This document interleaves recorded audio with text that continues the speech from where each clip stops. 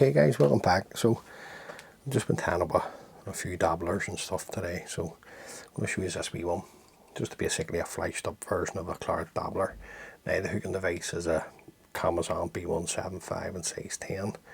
The thread that I'm going to use is the Uni thread 801 black. So I'm just going to come in that measurement there, sort of way where I want my body to the end, and then just work my thread down past the point of the hook. Now the tail with some bronze mallard fibres. You can use cock pheasant fibres on the dabblers, and they look well with that, but sometimes it's good to mix it up. So take your bronze, tan the tail in what's the length of the hook over the back, then come in and trim away the waist. Now there's two ribs on the fly.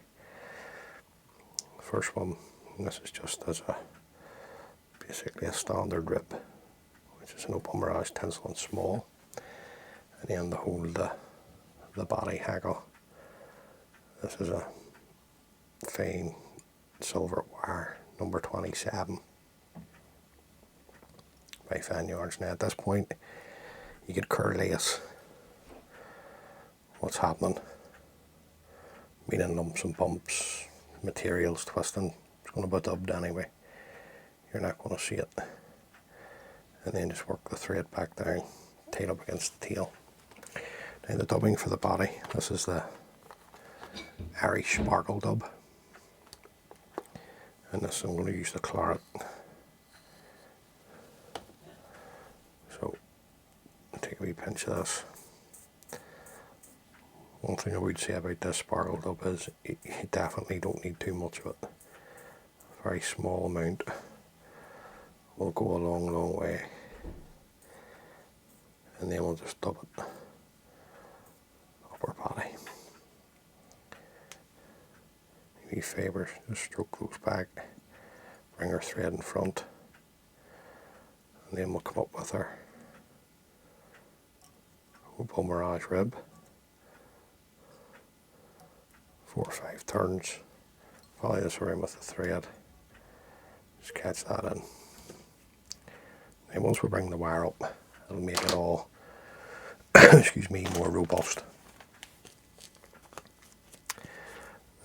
On a decent tackle, plenty of movement, so this is just a light Claret cock hackle, just a Chinese cock hackle.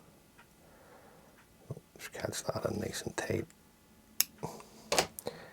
trim away the stem. Now, I always like to try and get 2 turns or so at the front of the fly here, the shoulder, and then 3 or 4 turns down the body.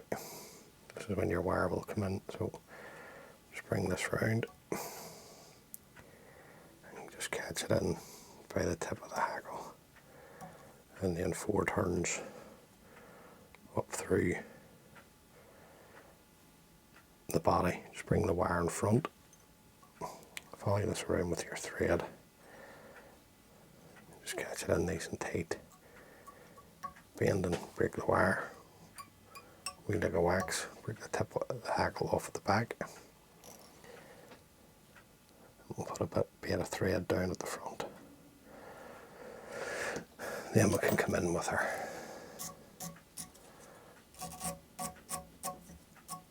dubbing brush or Velcro. Now the wing and the throat is just some bronze mallard. Now I've loads of these. These are very small, so I've went through all the real big fellers, if you like,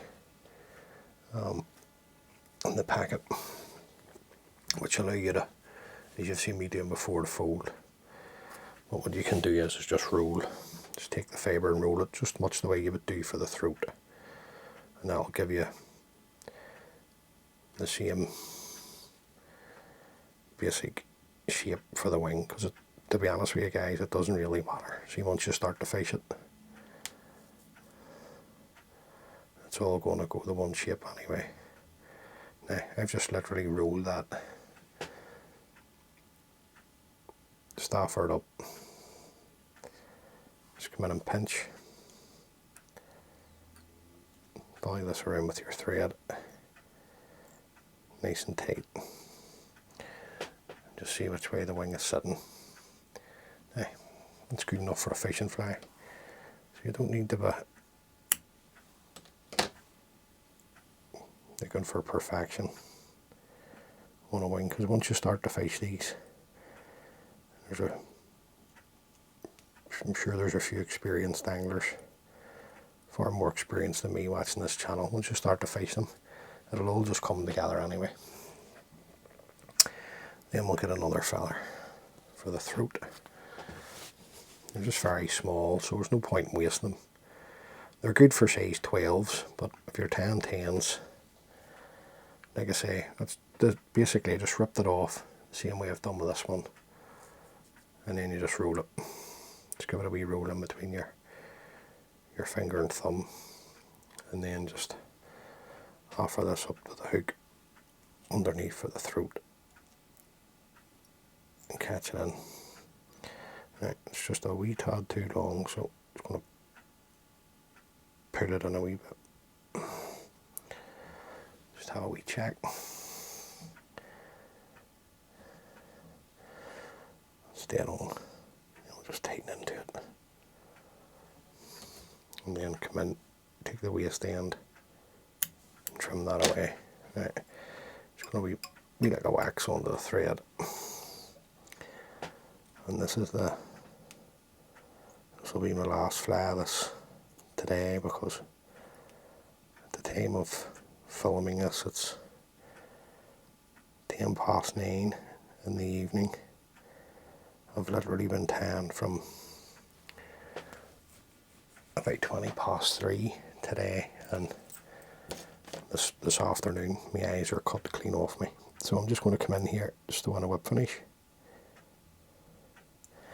And I'm going to brighten the head up with just take the excess wax off it here with some micro glint. This is just the rainbow micro glint. So just start at the eye and just work your micro glint up, just covering the head, and then come straight in with your whip finishing tool. Don't hang about, straight in, tie off.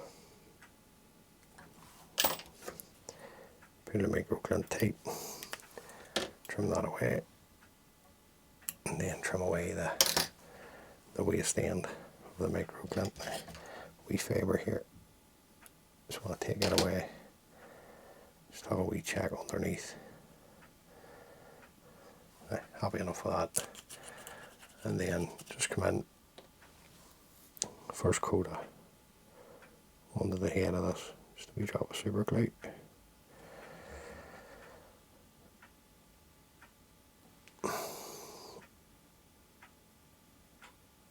Right the whole way right round. I'll let that dry, guys, and then hit that with a couple of coats of varnish, as you always do. Right, just clear any super glue off, any excess that wants to run down, and make sure that the eye is clean. It's probably the most important part here. Drop a wire through it. And there you go, guys, just a wee beefed up version of the Claret Dabbler. Very much like a pattern called the bleeding Claret Dabbler, but just using the more sparkly type of materials, and then brighten the head knot up with the old micro glint. So as always, guys, many thanks for taking the time to view the video. Greatly appreciate it. I'm away for a well-deserved cup of tea now. As always, many thanks for watching, and it means a lot. And all being well, I'll catch you all in the next one. Thanks, guys. Bye.